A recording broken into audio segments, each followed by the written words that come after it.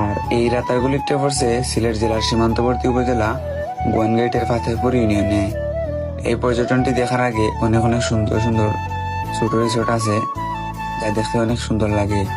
রাতারগুলোর main জায়গার মাঝে যাওয়ার দায় নৌকা ভাড়া করা লাগে, আর প্রতি নৌকা ভাড়া মাত্র 750 টাকা। আমরা নৌকা রিজার্ভ করিয়া গেলাম গিয়ে রাতারগুলোর মেইন পর্যটন জায়গার মধ্যে। যা দেখতে পাই এই জায়গার মাঝে অনেক অনেক পুরান গাছ আছে। স্থানীয় মানুষের দিকে জানতে পারলাম যে এই গাছগুলোর বয়স 100 বছরেরও বেশি। এক কথায় অসাধারণ এই গাছগুলো, দেখতে পুরো অ্যামাজন জঙ্গলের মতো লাগে।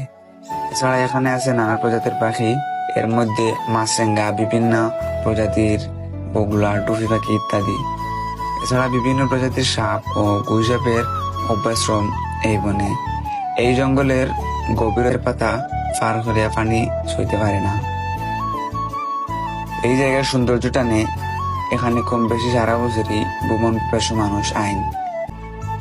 তখন গাছগুলোর অর্ধেক পানি ডুবে থাকে বলে এক নতুন রূপের জন্ম হয়।